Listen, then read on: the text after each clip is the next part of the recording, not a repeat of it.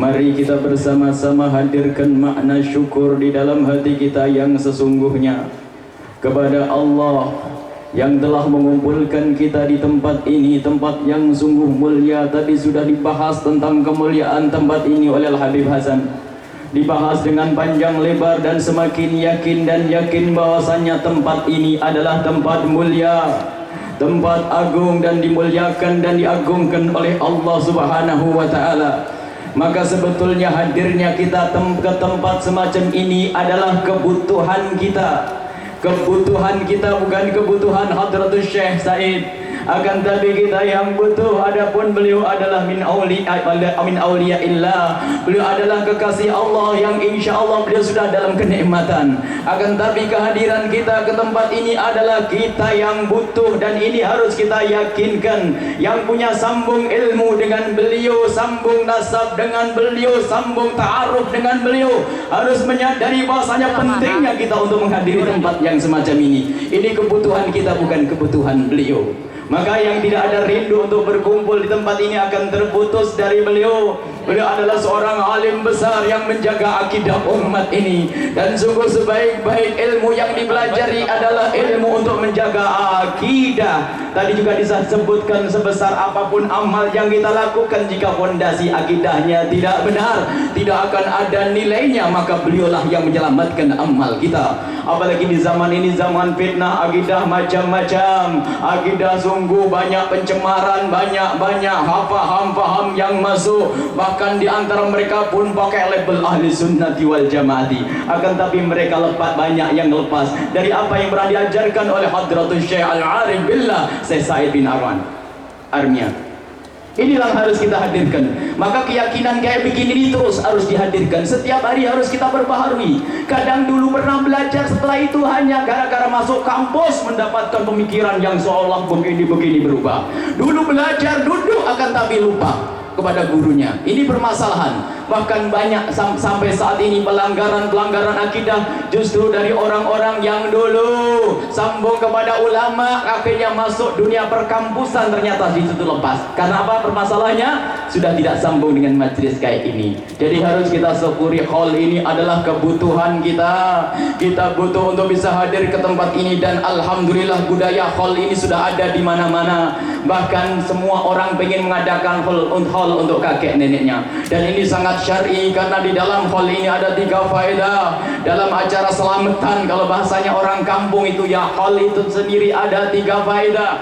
Faedah yang pertama adalah untuk mendoakan orang tua yang telah mendahului kita. Dan mendoakan orang tua ini bukan kebutuhan orang tua. Sekali lagi, kita mendoakan orang tua karena kebutuhan kita. Sebab tanda orang yang bekti kepada orang tua adalah orang yang selalu ingat kepada orang tuanya. Di saat hidup diperhatikan, dan setelah meninggal didoakan. Yang tidak pernah mendoakan orang tuanya yang telah meninggal dunia, terputuslah dia. Ia tidak punya bekti kepada orang tua. Banyak orang selalu bertanya bagaimana berbakti kepada orang tua yang telah meninggal dunia. Jawabnya adalah, yang pertama, jangan Anda berdoa kecuali engkau bawa orang tuamu di dalam doamu. Kalau engkau banyak doa berlembar-lembar, membawa hizib yang banyak, tapi kalau orang tua lupa untuk didoakan, sadari bahwasanya engkau tidak sambung lagi dengan orang tuamu, tidak punya makna bakti kepada orang tua. Dan yang kedua adalah cara berbakti kepada orang tua adalah jika engkau mempunyai rizki atau apapun amal baik yang kau lakukan, kirimkan pahalanya kepada orang tua yang telah meninggal dunia. Dan ini disepakati oleh ulama bahwasanya itu nyampe. Anda punya sedekah, punya uang, Anda titipkan di tempat yang mulia, baik itu fakir miskin atau yatim piatu atau madrasah pesantren, dan niatkan agar pahalanya sampai kepada orang tua. Termasuk sedekah-sedekah untuk tamu, niatkan untuk orang tua. Ini adalah makna bektinya seorang anak kepada orang tua yang telah mendahulunya. Dan yang ketiga adalah menjalin silaturahmi. Disabdakan oleh Nabi SAW, min abarril birri silatu wuddi abih. Termasuk berbakti yang sangat luar biasa adalah menyambung silaturahmi yang pernah disambung oleh orang tua. Menyambung silaturahmi kepada orang-orang yang dikenal oleh orang tua. Dan sungguh di dalam hal ini akan terjalin semuanya. Ada sedekah di sini, ada doa di sini, ada silaturahmi di sini, dan sungguh yang namanya hal harus kita budayakan karena ini punya makna sambung kepada orang tua. Jika itu orang tua yang biasa saja maknanya berbakti kepada orang tua, Adapun jika ini kalau ini orang tua yang ahli iman, agar kita nanti kelak bisa dikumpulkan dengan mereka. Sabda difirmankan oleh Allah, walladzina amanu wattaba'athum dzurriyyatuhum biimanin alhaqna bihim dzurriyyatahum wa ma alatnahum min amalihim min syai'. Orang tua yang hebat-hebat terdahulu, ulama-ulama terdahulu mempunyai keturunan sampai hari ini. Jika keturunannya ini masih berpegang dengan akidah keimanan orang tuanya, biarpun amalnya kurang, nanti akan dikumpulkan bersama para orang tua, bersama orang tua yang ulama-ulama gede. Ini makna yang harus kita hadirkan. Amal kita ada seperti beliau, amal kita ada seperti Syekh Said, ya ada apa-apanya. Beliau ngajar bagaimana, Masya Allah, yang mengambil manfaat ulama-ulama. Tidak punya amal kita seperti mereka, akan tapi semoga dengan keimanan kita masih berpegang kepada akidah beliau, maka ini kita akan digiring beliau kelak bersama beliau, bersama kekasih Allah Nabi Muhammad sallallahu alaihi wasallam.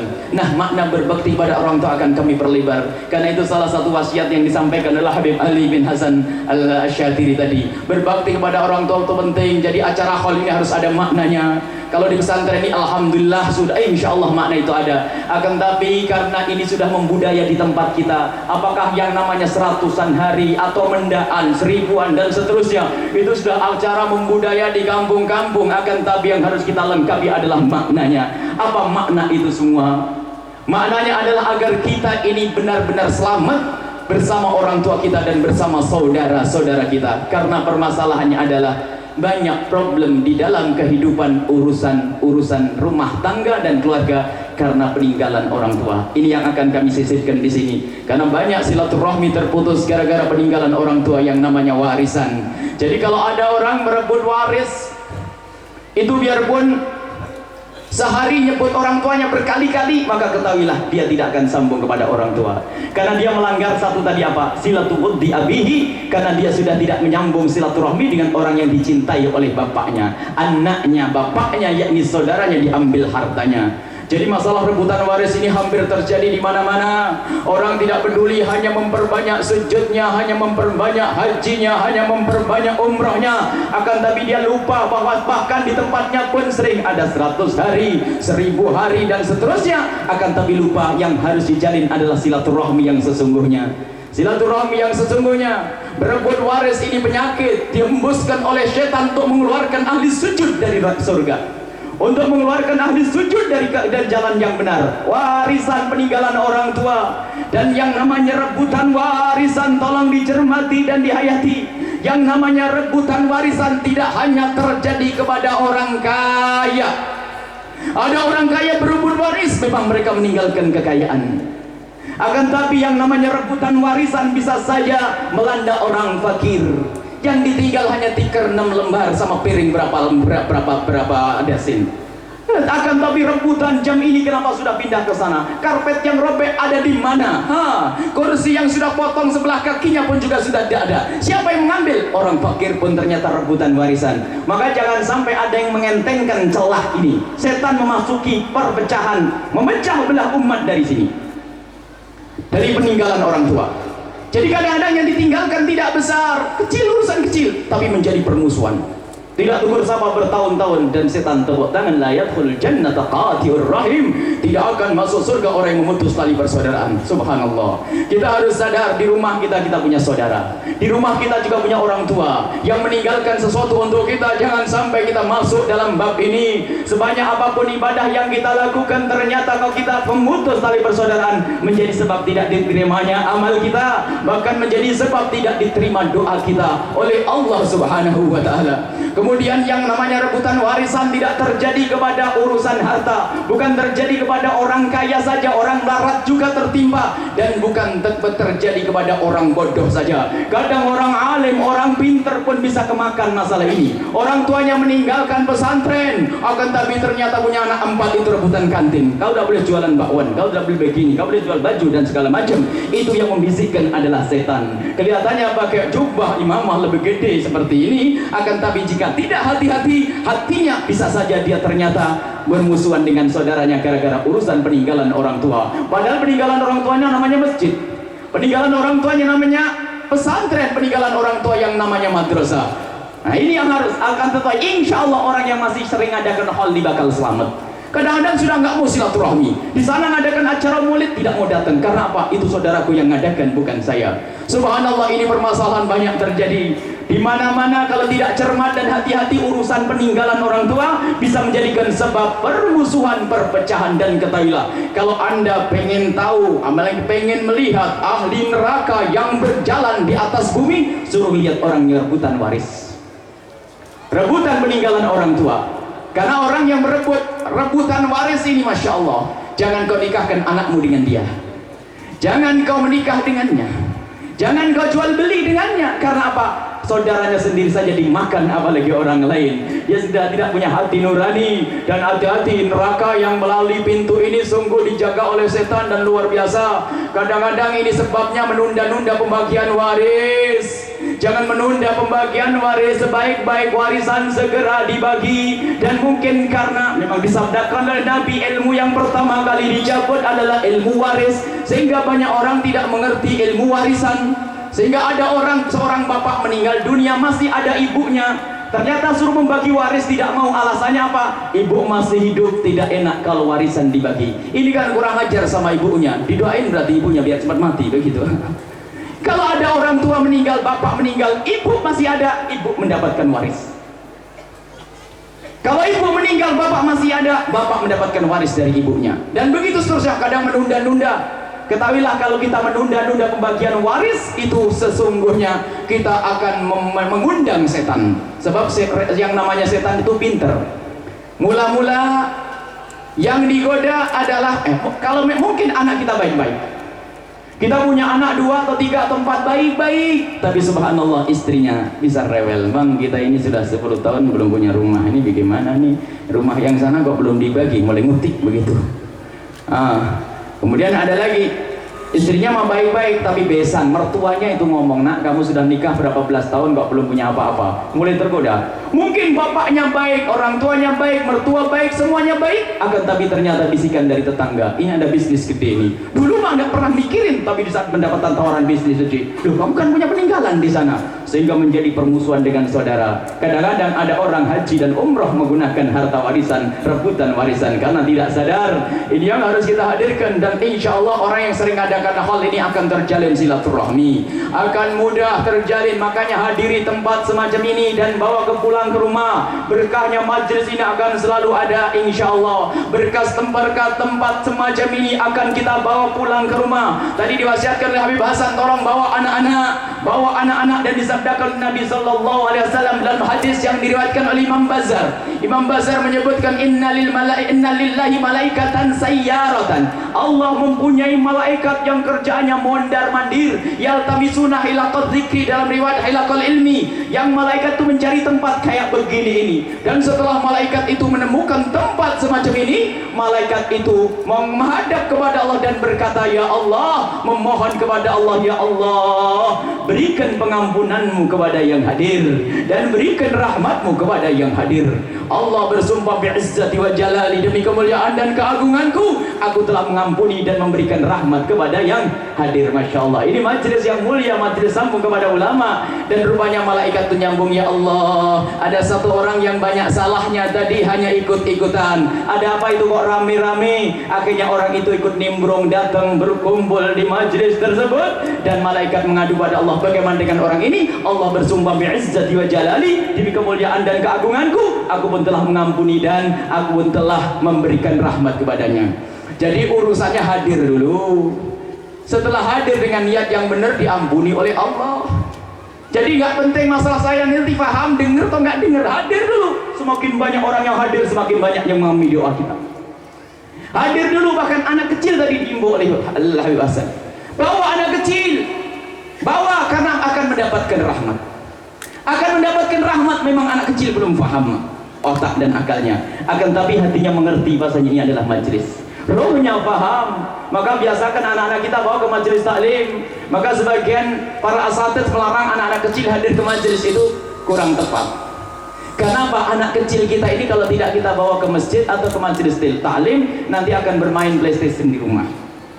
Dan kalau anak kita bawa ke majelis yang mulia, ia akan dapatkan rahmat dari Allah. Kemudian dia akan terbiasa dengan, tadi disebutkan pendidikan tadi oleh beliau, bahwasanya terbiasa dengan tempat yang mulia. Jadi nostalgia, terkenang nanti aku dulu pernah hadir ke tempat itu. Dan barokahnya majelis itulah yang akan mengikat orang tersebut, mengikat anak tersebut untuk tidak jauh dari tempat yang mulia seperti majelis ini. Dan alhamdulillah lebih dari itu, majelis ini adalah majelis tentang ilmu akidah. Dan saat ini memang sudah luar biasa. Ini karena ceramah sudah tadi, alhamdulillah kita sudah mengambil banyak faedah dari Habib Alwi dan Habib Hasan. Kita tinggal di akhir-akhir ini kami akan memberikan beberapa hal yang untuk diri kami sendiri berkenaan dengan ilmu akidah. Saat ini Masya Allah, di mana-mana kalau kita melihat di internet, di buku-buku yang disebar, coba saja kalau kita ke toko-toko buku, maka yang banyak disebarkan adalah buku-buku yang akidahnya beda dengan kita, bukan akidah ahli sunnati wal jamaati.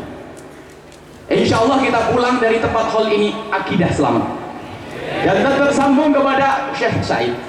Jangan sampai lepas akidah kita, akan ada akidah beliau. Cuman barangkali ada yang belum tahu akidah beliau itu kayak apa sih. Hanya saya hanya ikut-ikutan. Sudahlah ikut, pokoknya ikut orang benar selamat. Ikut orang ngerti, orang benar selamat. Biarpun nanti ada orang membawa iming-iming kayaknya akidahnya hebat, labelnya ahli sunnah wal jamaah, hati-hati. Sekarang ada akidah sesat, menyesat dan mujassimah. Mereka menganggap mujassimah itu adalah keluar dari iman itu. Dia mengatakan bahwasanya akidahnya juga ahli sunnati wal jamaati, keluar dari akidahnya Syekh Said. Maka harus hati-hati. Alhamdulillah buku yang dipelajari di sini Masya Allah luar biasa, dan semuanya harus kembali kepada itu. Anak-anak kadang-kadang belum apa-apa, anaknya ustadz belajar falsafah. Falsafahnya tidak ada dasarnya dari akidah yang benar. Akhirnya seolah-olah lebih hebat dari Tuhan, dan masih banyak, sehingga banyak kesesatan-kesesatan. Kemudian ada juga sekarang yang dihadirkan di dunia pesantren, satu orang yang mengatasnamakan dunia tasawuf, tasyuf palsu, mengatakan bahwa surga neraka bakal hancur, dan macam-macam akidah atas nama ahli sunnati wal jamaati. Makanya karena begitu banyaknya kerancauan akidah, jalan yang benar satu-satunya kembali kepada sumbernya. Dan di sini adalah pesantren At-Tauhidiyah sudah masyhur dari masa ke masa, karena Syekh Said itu meninggal tahun 395 Rajab kalau tidak salah, berarti tahun 75. Masya Allah ini. Dan alhamdulillah putra-putra beliau dan kami ketemu dengan beberapa masyayikh yang ilmu mereka, yang beliau masalah akidah Asy'ariyah, akidah ahli sunnati wal jamaati, mengambil dari putra beliau Syekh Ahmad dan Syekh Hasani. Dan semuanya itu adalah silsilah ilmu sampai kepada Imam Sanusi, Imam Abil Hasan Al-Asy'ari, sampai kepada Nabi Muhammad sallallahu alaihi wasallam. Sekedar pesan saja, kalau Anda pengen tahu ini ada identitas, barangkali ada yang kelewatan. Kalau pengen mengetahui orang akidahnya yang benar, kalau Anda pengen mengambil menantu seseorang, kalau tidak punya 5 kriteria ini jangan diambil mantu. Ini untuk membentengi. Nah, ini kembali kepada akidahnya Syekh Said. Yang pertama harus orang muslim. Sebab ada sekarang akidah yang nyeleweng, yang penting beragama. Islam ngaco, nanti agama Yahudi juga masuk surga. Ini ada Islam aneh kayak begitu. Ini bukan Islamnya Syekh Said. Yang pertama harus beragama Islam. Makanya kalau menantu Anda tanya Islam apa boleh? Islam apa nak? Kalau dia mengatakan yang penting Islam mbak, oh hati-hati, ini penjahat dia. Kalau ada orang hanya mengatakan yang penting Islam, oh enggak, hati-hati, Islam macam-macam di sini. Banyak musuh-musuh Allah mengatasnamakan Islam. Islam apa nak? Harus bisa menjawab Islam ahli sunnah wal jamaah. Terus kan nggak cukup Islam ahli sunnah wal jamaah. Yang kedua, Islam ahli sunnah wal jamaah apa nak? Ini calon menantu ini, jangan sampai anak kita dikasihkan begitu saja sama orang akidahnya beda. Menjerumuskan, menzawaja kalimat atau bifasikin faqad qata'at himaha. Menikahkan anak perempuannya dengan orang yang akidahnya salah itu mutus tali silaturahmi, neraka, nggak ada selamat. Lihat di calon menantu ini. Yang ketiga, yang kedua ahli sunnah wal jamaah. Tanya ahli sunnah wal jamaah apa nak? Sebarang ada di Cirebon, di Tegal, di Pekalongan, sampai apalagi di Solo ada orang ngaku ahli sunnati wal jamaati tapi palsu. Kadang-kadang pakai gelar salaf palsu. Makanya jangan sampai menyebut mereka salafi, itu sanjungan. Salafi palsu. Kalau salafi sesungguhnya ini saya. Karena manhajnya jelas, manhajnya melalui imam, guru-guru secara akidah sampai Imam Abu Hasan Asy'ari, secara fikih kepada Imam Asy-Syafi'i radhiyallahu anhu. Mereka tidak punya manhaj. Jadi yang kedua adalah yang ketiga ahli sunnah, yang kedua ahli sunnah wal jamaah. Harus jelas ahli sunnah wal jamaah apa nak? Ini calon menantu. Dia harus bisa menjawab ahli sunnah wal jamaah Asy'ariyah atau Maturidiyah. Asy'ariyah yang banyak di Indonesia ini, khususnya yang ditekuni oleh pesantren ini, sering baca kitabnya Imam Sanusi. Asy'ariyah pengikut Abul Hasan Al-Asy'ari. Dan orang mengaku Asy'ari saja belum cukup, sebab orang ahli sunnah wal jamaah palsu itu dia mempalsukan sebuah buku. Abul Hasan Asy'ari punya pendapat. Dulu waktu masih bejat, dia mempunyai 3 marhalah. Yang pertama dia adalah Mu'tazilah, kemudian dia masuk Jabariyah yang sesat, kemudian terakhir baru sadar nih, baru sadarnya nih buku yang dipalsukan oleh orang ahli sunnah wal jamaah palsu. Jadi kalau ada orang mau menganggap Abul Hasan Al-Asy'ari, belum tentu selamat. Sebab apa? Mereka itu mengambil dari Abul Hasan Asy'ari yang sesuai dengan hawa nafsunya. Harus ada terusannya. Asy'ari model apa? Dia harus berani Asy'ari yang sufi. Kita manhaj yang ahli tasawuf, kita ngikuti ahli tasawuf ini. Kalau dia hanya Asy'ari saja, sebab ada sebuah buku tulis tentang Asy'ari, manhajnya adalah manhaj salaf, tapi salaf palsu. Dia membuat tulisan bukan karangannya Abul Hasan Asy'ari, akan tapi dia dinisbatkan kepada Imam Abul Hasan Asy'ari dan buku dusta, dan memang mereka biasa membuat dusta. Bukunya Imam Nawawi Al-Adhkar dirusak, bukunya Imam Ali Sabuni, Imam As-Sawi dirusak. Mereka suka merusak buku-buku akidah ahli sunnah wal jamaah yang benar hanya untuk membela akidahnya yang salah. Itu akidah sunnah wal jamaah palsu. Jadi setelah Asy'ari, sufi, harus kenal dunia tasawuf. Pokoknya kalau ada orang nyaci maki dunia tasawuf, sudahlah, nggak boleh jadi menantu. Hati-hati. Setelah itu mungkin dia senang dunia tasawuf modern, terserah bahasa apa, tasawuf, karena tahu secara bahasa adalah ilmu membersihkan hati, secara makna, secara istilah ilmu membersihkan hati. Dunia tasawuf, mereka mengakui tasawuf tapi masih belum benar. Dia harus yang keempat, yang kelima adalah bermadhab. Sebab sekarang pokoknya kalau bapak ibu menemukan orang salah satu dari 5 ini kok nggak ada, ditanya madhabmu apa? Ya yang sekarang bermadhab itu kan bid'ah, sesat, nggak boleh bermadhab. Kita langsung kembali kepada sunnah Nabi SAW. Kitabullah wa sunnah Nabi. Wah, nggak boleh jadi menantu, itu aliran sesat, menyesatkan. Pokoknya kalau orang nggak mau bermadhab salah satu dari 4 madhab, madhab Imam Hanafi, Imam Maliki, Imam Syafi'i, Imam Ahmad bin Hanbal. Kalau dia nggak mau bermadhab, mencaci madhab, tidak boleh jadi menantu. Ini adalah manhaj akidah kita ahli sunnah wal jamaah. Nah ini semuanya itu ada di mana kalau orang tahu? Di sini tempatnya. Di sini adalah pendidikannya. Mulai dari Islam yang sesungguhnya, ahli sunnati wal jamaati, kemudian asy'ariyati, kemudian tasawuf, kemudian setelah itu bermadhab. Nah kita itu kalau tidak berpegang kepada ulama-ulama kayak begini, ketahuilah kita kepada pasar ilmu. Kita di luar itu pasar ilmu. Supermarket sekarang ada diklat pelatihan sehari bagaimana mengenal Allah. Hebat sekali mengenal Allah sehari. Ada diskusi di hotel-hotel bagaimana kita sampai kepada nggak bisa, ini lama bertahun-tahun nih, 3 tahun di ini, 4 tahun, 6 tahun nih untuk mempertahankan akidah. Sehari akhirnya menghayalkan Tuhan. Ada sebuah cerita tentang Isra Mi'raj hayalan. Ada sebuah buku tentang terpesona di mana gitu, Sidratul Muntaha atau apa. Jadi menggambarkan bahasanya Isra Mi'raj itu kayak hayalan. Ini Isra Mi'raj. Ada sebuah buku yang best seller, disebar di kalangan kampus. Dia mengatasnamakan dunia tasawuf juga. Dia juga mengaku ahli sunnah wal jamaah. Akan tapi ternyata dia juga bermadhab. Akan tapi lihat ada kesalahannya di sini. Keluar dari manhaj Imam Abul Hasan Asy'ari urusan akidah, mengatakan surga dan neraka bakal sirna. Nah, ini kan bermasalah. Hal-hal kayak begini memang harus tahu, dan tidak ada tempat kecuali lembaga kayak semacam ini. Mohon maaf di kampus. Ini pernah di kampus ini, paling insya Allah kampus itu kalau ngambil ilmu itu coploan begini. Anak tamatan SMA langsung masuk fakultas syariah, ngambil fikih perbandingan, hebat. Bahkan ada nanti perbandingan agama Islam mau dibanding dengan agama apa? Ya kalau duduk sama saya langsung ini nggak ada Islam mau dibanding-bandingin dengan apa? Nggak ada. Islam ya'lu wa la yu'la alaihi ini. Sekarang di kampus ini hati-hati. Makanya wahai para kaum muslim tadi diingatkan bahwasanya tadi sampaikan kepada salah satu dari muhadir tadi bahwasanya ya pokoknya lah harus dekat ke tempat semacam ini. Mungkin anak kita akan ngambil fakultas kedokteran tapi harus sambung. Minimal punya jadwal khusus, sambung. Kalau kepada Syekh Said mungkin sudah tidak ada beliau. Kepada murid putra beliau atau murid beliau atau orang yang sambung kepada beliau dimanapun Anda berada, ini kunci. Harus tahu nih, kalau ini beliau itu masyhurnya seluruh Indonesia. Jadi kalau Anda ke Jawa Timur, ke Jawa Tengah ya bakal tahu Syekh Said, Kiai Said. Jadi kalau Anda mau nyekolahkan anaknya di kampus manapun, mungkin Anda akan titipkan di pondok tersebut, ditanya pondoknya ini kenal enggak sama Syekh Said? Oh iya, Masya Allah. Oh insya Allah selamat. Nah ini kunci sudah paling gampang saja untuk orang awam seperti kita untuk mencari tempat yang mulia. Karena sekarang Masya Allah akidah sungguh luar biasa, mengerikan ya akidah nih, gado-gado jual kalau di toko-toko buku sampai ya di pondok saja kita memerintahkan beberapa anak untuk belanja buku. Ternyata pulang sampai di rumah salah beli buku. Jadi himbauan kepada orang jangan buang-buang duit. Kalau beli buku tolong ditanyakan kepada para masyayikh, para ulama, boleh tidak beli buku yang semacam ini. Ini dalam rangka pembentengan akidah. Sebab kalau anda langsung langsung beli bisa saja salah. Mulai dari tempat belajar, tempat berguru, beli buku, ini kita harus hati-hati zaman sekarang. Sebab musuh-musuh Allah mereka juga punya propaganda dan punya cara untuk menjerumuskan umat agar keluar dari 5 ini, keluar dari Islam ahli sunnah wal jamaah, keluar dari Asy'ariyah, Sufiyah dan juga bermadhab. Inilah yang perlu kami sampaikan pada kesempatan ini. Ada sebagian dari kita yang saat ini mungkin tidak pernah peduli urusan pendidikan anak.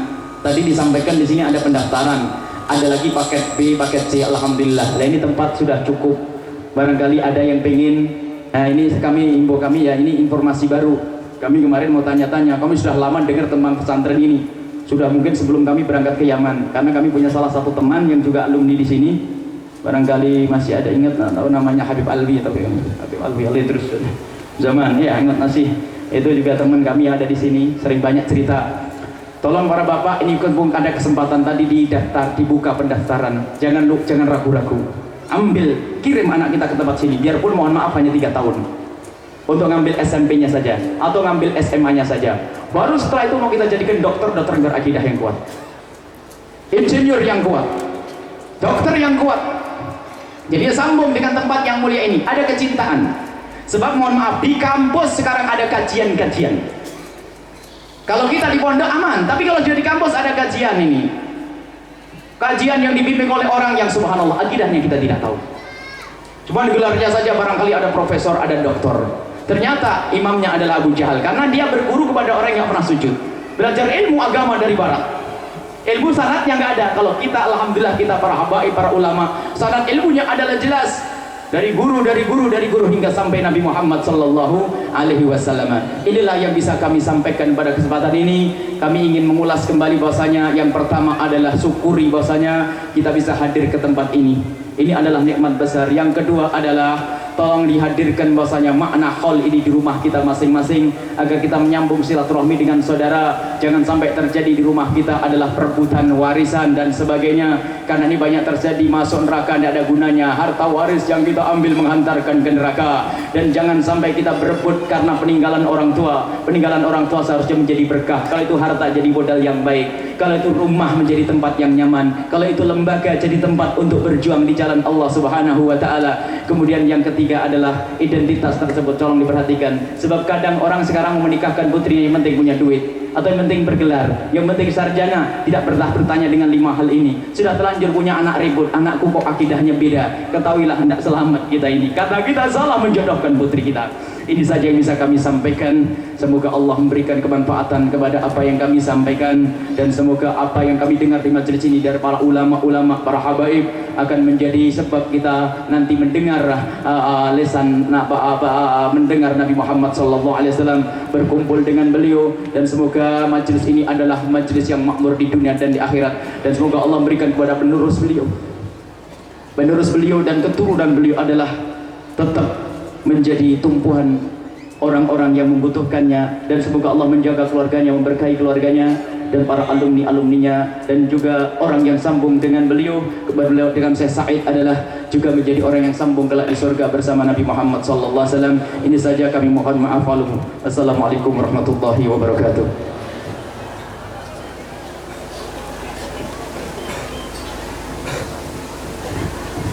Selanjutnya mari kita baca doa bersama. Sebelum kita baca doa akhir doa, ada acara satu lagi dari Al-Habib Syekh Khalil bin Abdul Qadir Al-Hasani. Kepada beliau kami mohon untuk menyampaikan 10 daqa'iq ya Habib. Nah, 10 menit ya Sayyid Khalil. Fadal. Sebelumnya kita telah dengar bersama di ya, sekarang sudah kita lihat. Kalau dulu kita makan ayam kampung, sekarang makan ayam lehor ya. Ya artinya dulu namanya orang Islam itu betul-betul berpegang teguh kepada salafus saleh, tapi sekarang sudah nggak pegang salafus saleh, ambilnya ya pelajaran agama tapi bukan dari ahlinya, jadi bagaikan ayam lehor. Ya, sekarang kita ikuti khutbah yang terakhir dari Syekh Khalil bin Abdul Qadir Al-Hasani, mudah-mudahan akan menambah manfaat untuk kita.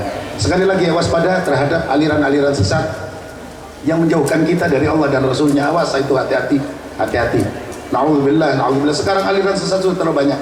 Sampai tahu sesat atau tidak, pokoknya pakai ilmu. Kalau nggak pakai ilmu tidak tahu sesat atau tidak. Terus ngaji saja, ngaji ya, ngaji, dan kitabnya kami persiapkan. Barangkali kabupaten mana, dan insya Allah ini Pak Heri, ini nazar kalau jadi bupati lagi, Pak Heri bilangnya, insya Allah tahu pelajaran tauhid ini mau diwajibkan di Kabupaten Tegal.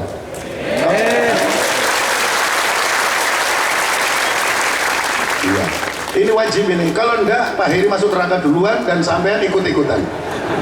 Iya, pokoknya kita harus terus semua untuk memperjuangkan akidah Ahlus Sunnah. Selain Ahlus Sunnah Jamaah batal. Jelas?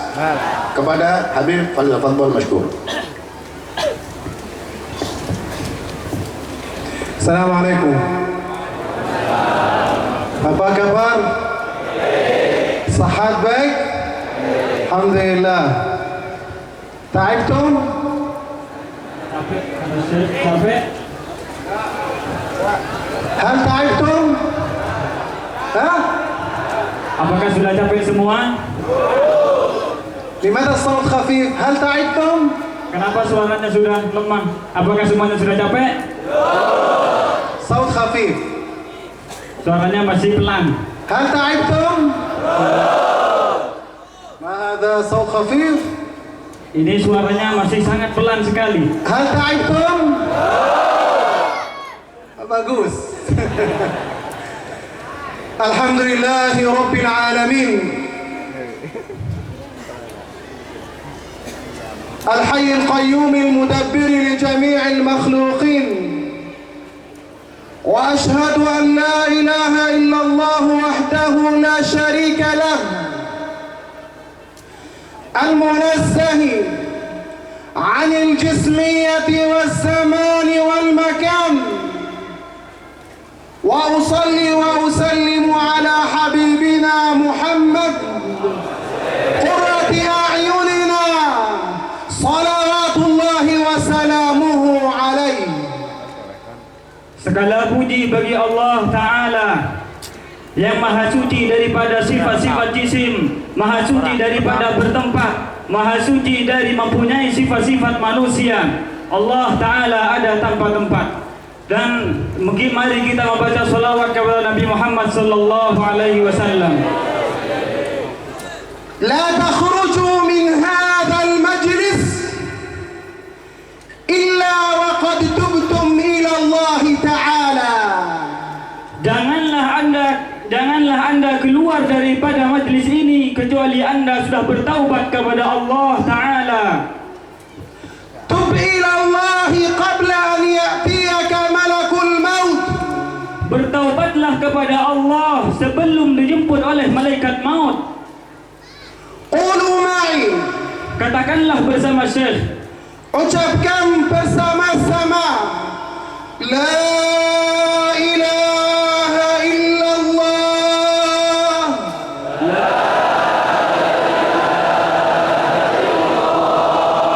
La ilaha illallah.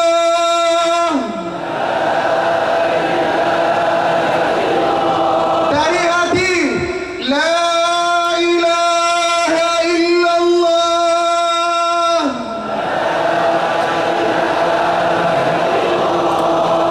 Aghmidu a'yunakum.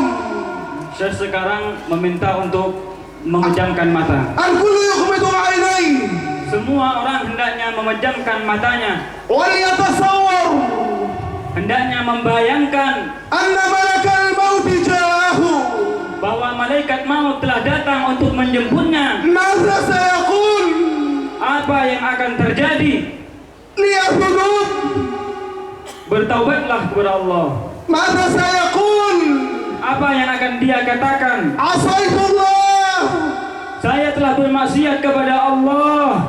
أذنبت Saya telah berbuat dosa. شربت الخمر Saya telah meminum khamar. عصيت الله Saya bermaksiat kepada Allah. جاءك ملك الموت Malaikat maut datang kepada Anda وأخذت الملائكة روحك dan malaikat maut mengambil nyawa Anda. وأنزل جسدك وروحك إلى القبر Kemudian jasad dan tubuh Anda dimasukkan ke dalam kuburan. أنت وحدك في القبر Anda sendirian berada dalam kuburan. أردم عليك التراب Kemudian Anda dipendam dengan ماذا تقول apa yang akan Anda katakan, ماذا تريد apa yang Anda inginkan. أنت وحدك في قبرك Anda sendirian dalam kuburannya. ماذا تريد Apa yang Anda inginkan? لو أني تبت قبل الآن Saya bertaubat sebelum datangnya mati. افتحوا أعينكم Sekarang bukalah mata Anda sekalian. أنتم لم تموتوا بعد Anda sekalian belum meninggal pada saat ini. توبوا إلى الله الآن Bertaubatlah kepada Allah sekarang.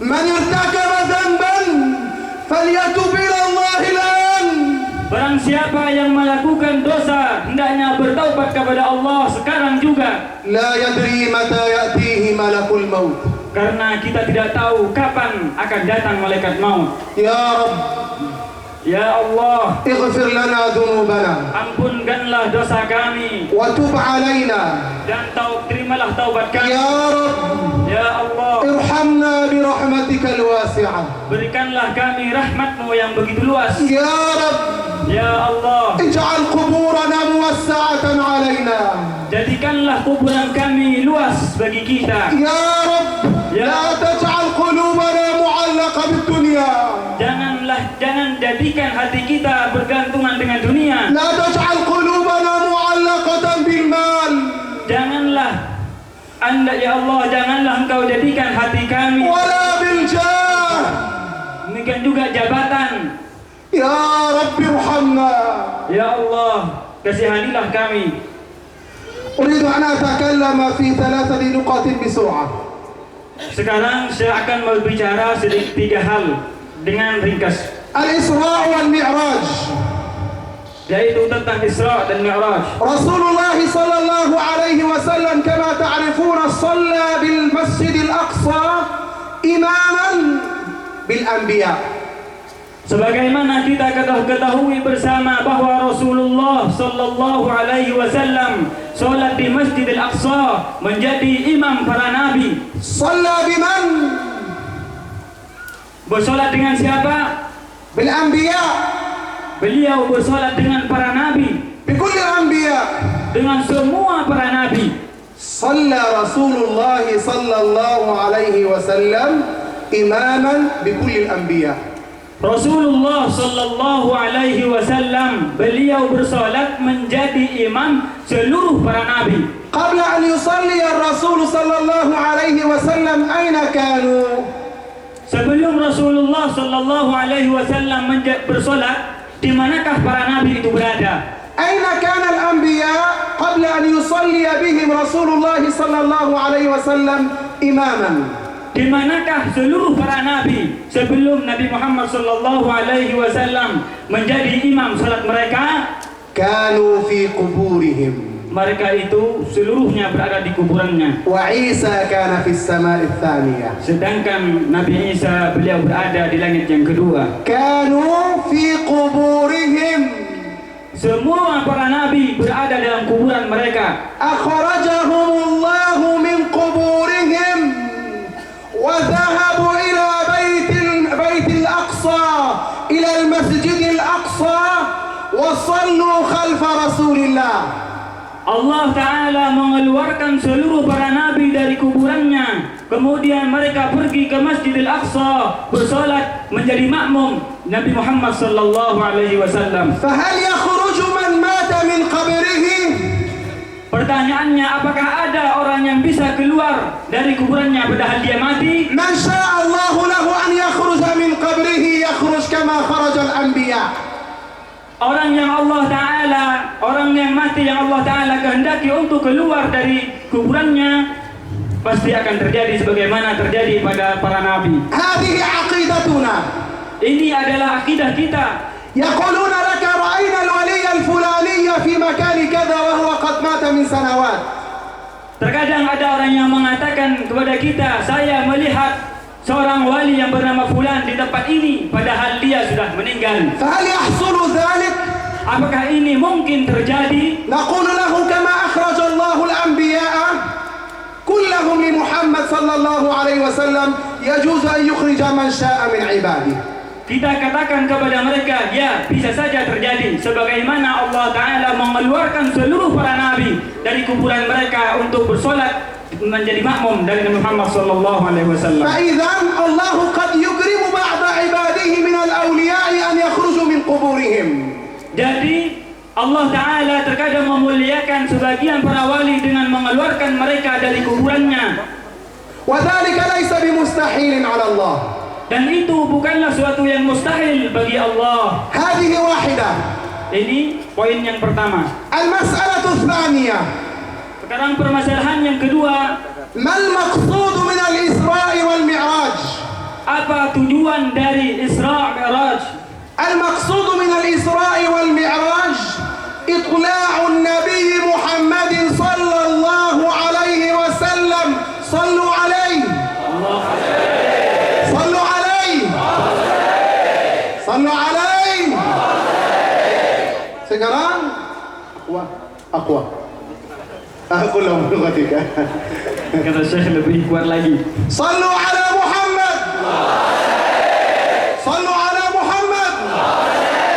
المقصود من الإسراء والمعراج أن يطلع محمد صلى الله عليه وسلم على عجائب خلق الله. Tujuan daripada Isra Mi'raj Nabi Muhammad sallallahu alaihi wasallam adalah memperlihatkan beliau terhadap hal-hal makhluk Allah Ta'ala yang sangat mengagumkan. ربنا عز وجل لا مكان له. Allah Ta'ala Tuhan kita, Allah ada tanpa bertempat. الله لا يقال إنه فوق ولا إنه تحت. Tidak boleh kita katakan Allah Ta'ala bersemayam di atas, dan tidak boleh dikatakan Allah Ta'ala عقيدتنا أهل السنة والجماعة أن الله لا يحتاج إلى المكان.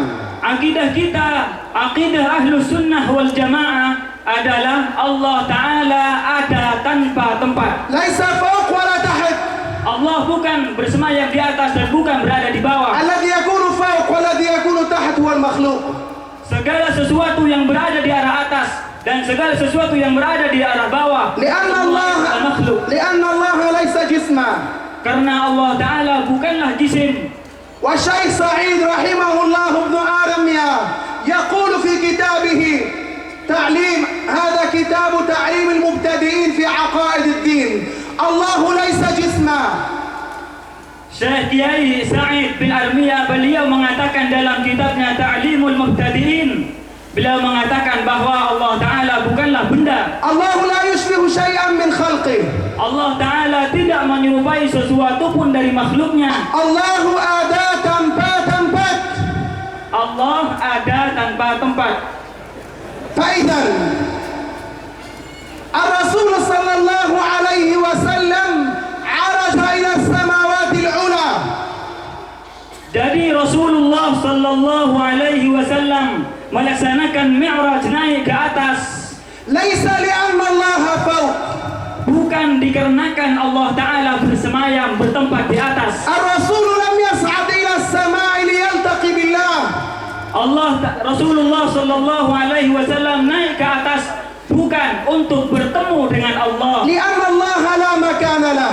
karena Allah Ta'ala ada tanpa bertempat. نعم سمع كلام الله في السماوات العلى. نعم هذا صحيح. Ya, Nabi Muhammad sallallahu alaihi wasallam beliau mendengar kalam Allah Ta'ala di langit atas, itu benar. ولكن ليس معنى ذلك أن الله فوق. Tetapi hal tersebut tidak menunjukkan bahwa Allah Ta'ala bersemayam di atas. موسى عليه السلام سمع كلام الله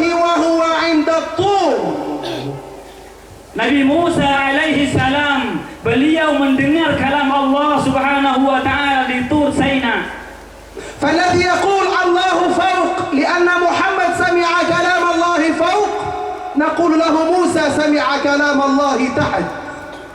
Jadi orang yang mengatakan bahwa Allah Ta'ala bersemayam di atas karena Nabi Muhammad itu mendengar kalam Allah di atas, kita katakan kepada mereka, Nabi Musa alaihi salam, beliau mendengar kalam Allah sedangkan beliau berada di bumi. إذا ما معنى قوله تعالى ثم دنا فتدلى؟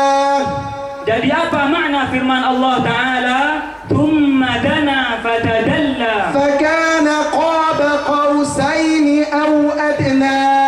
فكان قاب قوسين أو أدنى. الرسول صلى الله عليه وسلم هو فسر هذه الآية. Jadi Rasulullah Sallallahu Alaihi Wasallam sendirilah yang menafsirkan ayat ini. فقال هو جبريل يا عائشة. Beliau bersabda, itu adalah Jibril, wahai Aisyah. جبريل صلى عليه السلام دنا من محمد فرحا به. Malaikat Jibril alaihi salam, beliau mendekat kepada Nabi Muhammad sallallahu alaihi wasallam karena gembira disebabkan bertemu dengan Nabi Muhammad. فإذا جبريل دنا من محمد وليس الله الذي دنا من محمد. Jadi yang mendekat kepada Nabi Muhammad adalah malaikat Jibril, bukan Allah. ربكم عز وجل لا يشبه شيئا من خلقه. Tuhan Anda sekalian tidak menyerupai sesuatu pun dari makhluknya. مهما تصورت ببالك الله لا يشبه ذلك. Segala sesuatu pun yang terlintas dalam benak pikiran Anda tentang Allah, maka Allah Ta'ala tidak serupa dengan itu semua. فإذا عقيدة المسلمين الله لا يحتاج للمكان، الله لا يشبه شيئا من الأنام. Jadi di antara akidah umat Islam, Allah Ta'ala itu tidak butuh kepada tempat dan Allah Ta'ala tidak menyerupai sesuatu pun dari makhluknya. من أين جئت بهذا الكلام يا شيخ خليل؟ Sekarang kalau ditanya dari mana Anda mendapatkan perkataan ini, wahai Syekh Khalil?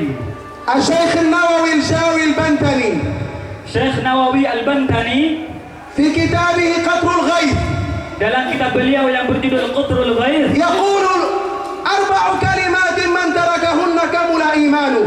beliau mengatakan ada 4 perkataan yang jika ditinggalkan oleh seseorang maka imannya akan sempurna. من ترك أين Yaitu orang yang meninggalkan pertanyaan di mana وكيف dan perkataan bagaimana وكم dan pertanyaan berapa ومتى dan pertanyaan هذا يكمل إيمانه. orang yang meninggalkan pertanyaan seperti ini imannya akan sempurna. فإن قال لك قائل Jika ada yang bertanya kepada Anda, كيف الله؟ bagaimana Allah? فقل له ليس كمثله شيء. Maka kita katakan kepadanya, Allah Ta'ala tidak menyerupai sesuatu pun dari makhluknya. وإن قال لك قائل أين الله؟ Jika ada yang bertanya kepada Anda, di manakah Allah? فقل له موجود بلا مكان. Maka katakanlah kepadanya, Allah ada tanpa tempat. شيخ هاشم أشعري Sekarang Kiai Hashim Ash'ari, يقول في كتابه تنبيهات الواجبات beliau mengatakan dalam kitabnya yang berjudul At-Tanbihatul Wajibat, الله منزه عن الجسم والجهة والزمان والمكان. jadi Allah Ta'ala maha suci daripada sifat jisim, arah, tempat, dan waktu. هذه مسألة ثانية. Ini permasalahan poin yang kedua. مسألة ثالثة. Sekarang poin yang ketiga. الله تعالى كلم موسى Allah Ta'ala berfirman kepada Nabi Musa وكلم محمدا. dan Allah berfirman kepada Nabi Muhammad. عقيدتنا نحن أهل السنة والجماعة أن الله كلم موسى وكلم محمدا. Di antara akidah kita, akidah Ahlu Sunnah wal Jamaah, kita meyakini bahwa Allah Ta'ala berfirman kepada Nabi Musa dan berfirman kepada Nabi Muhammad. لكن عقيدتنا أن الله عز وجل لا يشبهنا. Tetapi akidah kita, Allah Ta'ala tidak menyerupai kita. فكلام الله ليس ككلامنا. Jadi firmannya Allah Ta'ala, kalamnya Allah Ta'ala tidak sama dengan perkataan kita. أنت تتكلم بالحرف. Anda berbicara dengan huruf, أنت تتكلم بالصوت. Anda berbicara dengan suara, أنت تتكلم بلغة. Anda berbicara dengan bahasa. أنت bahasa Indonesia, saya bahasa Arabi. Jadi Anda berbicara dengan bahasa kayaknya. Nah, jadi Anda berbicara dengan bahasa Indonesia, sedangkan Syekh yatakallam berbicara dengan bahasa Arab. فإذا كلامنا مخلوق. Jadi perkataan kita ini adalah makhluk. إن لم يكن لي أسنان لا أستطيع أن أقول. Jadi kalau seumpamanya Syekh itu kita tidak mempunyai gigi, niscaya kita tidak akan bisa mengucapkan. إن كنت مقطوع اللسان لا أستطيع أن أتكلم. Kalau seumpamanya